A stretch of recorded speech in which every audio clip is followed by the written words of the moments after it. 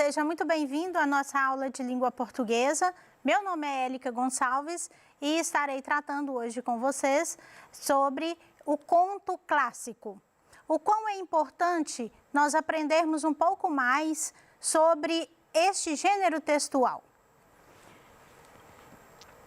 Então, falaremos um pouco dessas características, do que é o conto e as características que o formam. Levando em consideração que a nossa língua ela é muito linda e ela é cheia de recursos que a tornam muito mais bonita, apesar de acharmos que é muito complexo falarmos a língua portuguesa, né? Então, ela é cheia de recursos linguísticos, semióticos e variação linguística. Aprenderemos um pouco mais sobre isso.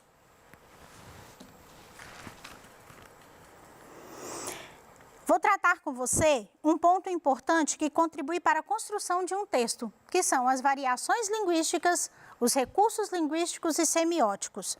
Esses pontos são chamados dessas palavras que eu disse para vocês, que são os recursos linguísticos. Vamos falar um pouco mais sobre ele. São utilizados em propagandas, em jornais, em revistas e são imprescindíveis para o nosso gênero textual, conto, e todas as performances de gêneros ligados à literatura. Então, o que são recursos linguísticos? Você sabe? Você já procurou saber? São formas chamadas de figuras de linguagem. São utilizadas para expressar as emoções e, como em caso de literatura, que é o mais usual desses recursos linguísticos. Eles valorizam o texto e a linguagem que é trazida pelo escritor literário, que tornam as expressões mais firmes, mais enfáticas e são imprescindíveis. Citarei 3 exemplos para você. O eufemismo, por exemplo, ele é utilizado para substituir sutilmente uma expressão para evitar palavras que possam ser desagradáveis, soar desagradável, né? Então, nós temos um exemplo muito clássico que é usado muitas vezes em casos judiciais. A testemunha faltou com a verdade. Faltou com a verdade vem substituindo sutilmente a palavra mentiu. Quando para não falar que a pessoa mentiu, então eu vou usar a frase faltou com a verdade. A metáfora é um caso muito clássico e muito usual no nosso meio, que é a comparação que eu faço quando eu quero dizer que algo é importante ou enfatizar a beleza de alguém. Por exemplo, Gabriel é um gato. Quer dizer que Gabriel é muito bonito, ele é lindo. E a hipérbole? É o uso exagerado de palavras que dão ênfase ao pensamento. Por exemplo, esse é clássico usual na literatura. Rios te correrão dos olhos se chorares. É uma frase muito importante de um poema de Olavo Bilac. E rios, mas rio não é uma quantidade de água? Será que a quantidade de lágrima que eu chorar vai formar um rio? Alguém chora rios de lágrimas? A música de Frejá, que você deve conhecer. Por você eu dançaria tango no teto, eu limparia os trilhos do metrô, eu iria a pé do Rio ao Salvador. É possível alguém dançar no teto?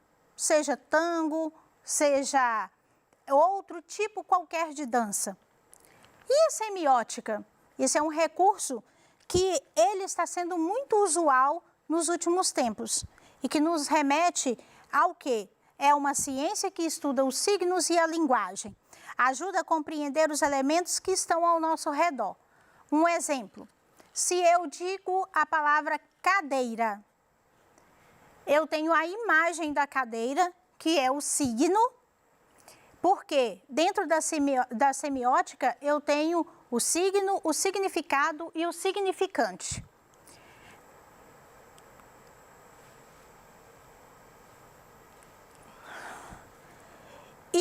falo a palavra cadeira, é o significante expressado através da palavra.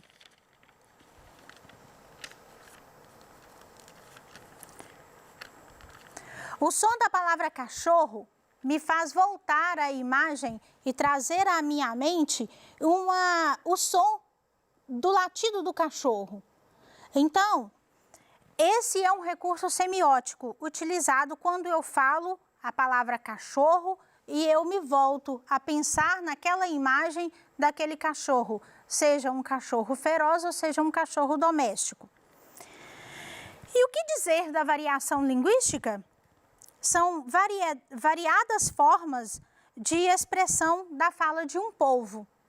E o nosso Brasil, ele é muito rico por sua cultura, né? Sua formação cultural através dos índios, dos negros e dos portugueses e outros europeus, como os italianos, os alemães. Então, aqui em Minas Gerais mesmo, nós temos uma grande variedade de línguas. Por exemplo, a expressão uai. Isso é uma expressão, uma variação linguística muito usual dos mineiros. Os nordestinos, por exemplo, fala abestalhado ou abestado, quando quer chamar a atenção e se referir a alguma situação muito cômica. Sulista fala a palavra guri para se referir a alguém. Os cariocas, mano, e aí, mano? Isto é uma riqueza imensurável. Não podemos medir a riqueza que a nossa língua portuguesa tem. Mas acima de tudo isso, nós precisamos ter respeito para com essa variedade. Porque no norte se fala de uma forma, no sul se fala de outra, no centro-oeste e no nordeste e no sul. Então, nós temos 5 regiões que têm falas muito variadas. E esta imagem, ela nos reporta exatamente nos mostrando esta variação e o respeito que nós precisamos ter com ela. Então, vamos partir para o nosso conto? O que é um conto? O conto é um texto narrativo de gênero literário que tem um foco em um fato ou em determinado acontecimento.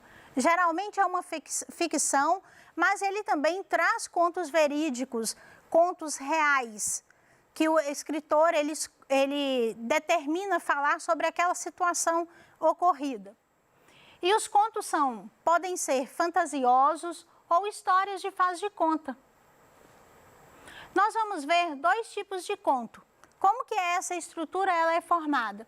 Ele é estruturado com base na tipologia narrativa, introdução, desenvolvimento e conclusão da história. Dessa forma, o conto contém a presença de imagens, narrador e o conflito, o enredo. Nós temos 2 tipos especiais de conto. Nós temos os contos fantásticos, que quando eu falo das Crônicas de Nárnia, que é a imagem que aparece aqui para vocês, nós vamos...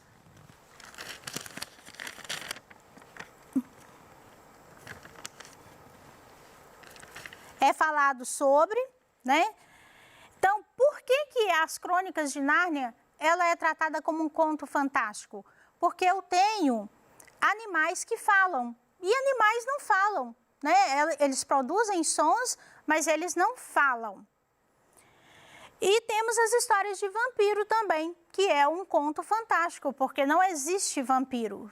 Vampiro é uma ficção, né? É um personagem inventado.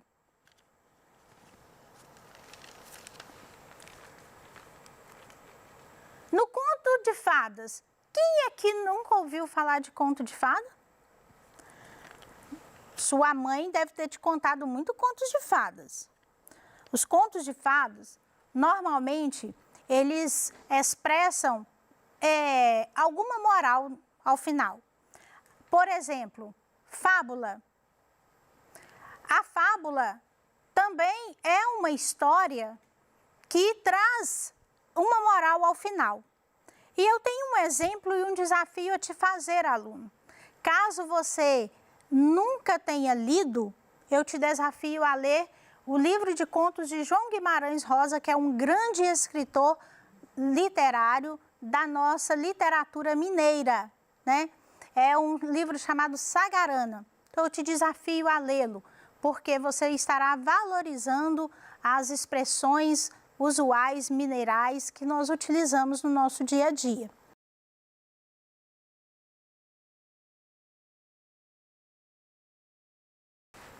A nossa atividade, ela vai falar de uma parte do conto de Machado de Assis, e a literatura machadiana, ela é cheia de nuances psicológicas.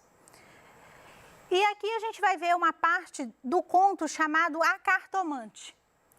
Não queria arrancar-lhe as ilusões. Também ele, em criança e ainda depois, foi supersticioso. Teve um arsenal inteiro de crendices que a mãe lhe incutiu e que aos 20 anos desapareceram.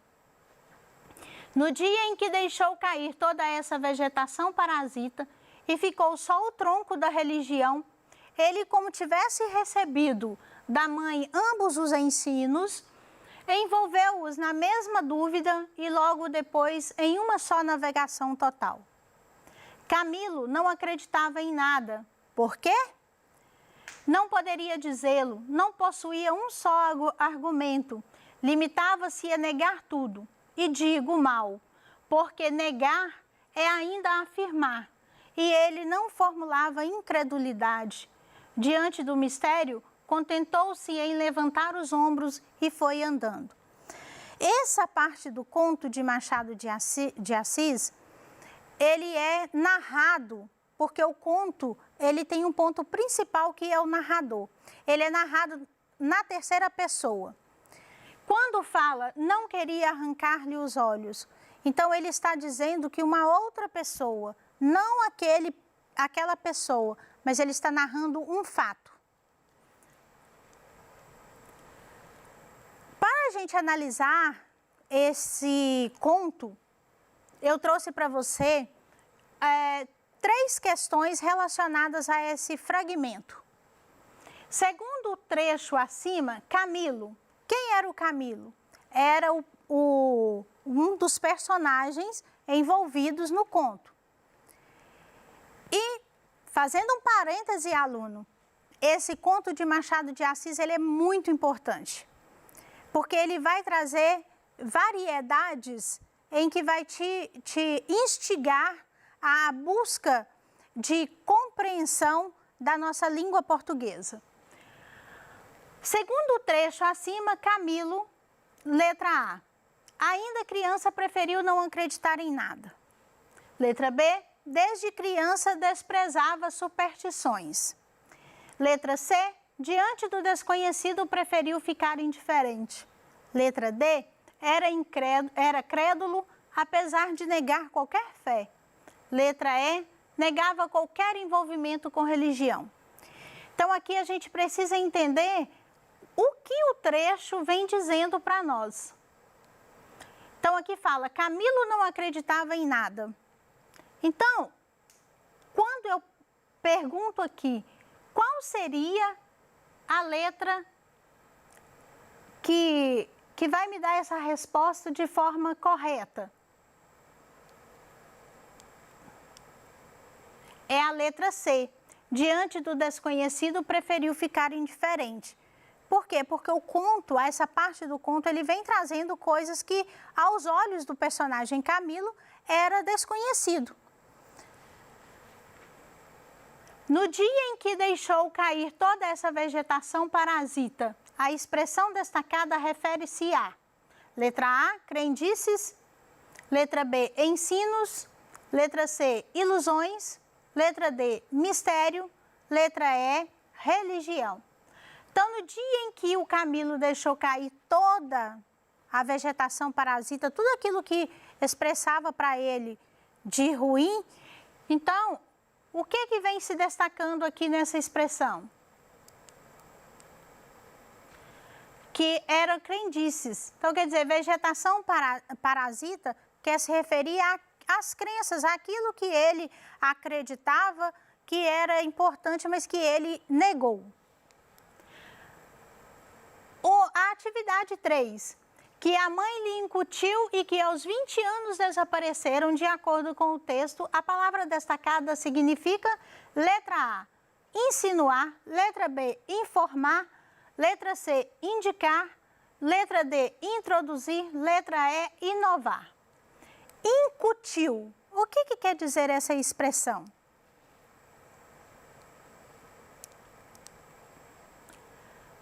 Alternativa D, introduzir. Então, à medida que a mãe dele ia introduzindo, né, essas crendices, essas superstições, elas iam desaparecendo.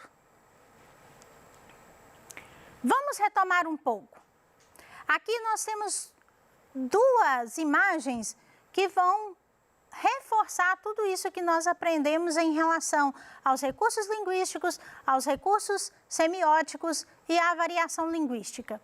Por exemplo, aqui, nesta primeira imagem, eu tenho o verde da nossa bandeira está ficando cada dia mais desbotado. Deve ser culpa do desmatamento.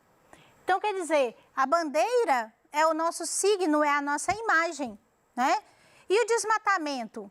Então, é a relação do verde da bandeira com o excesso de desmatamento das nossas florestas.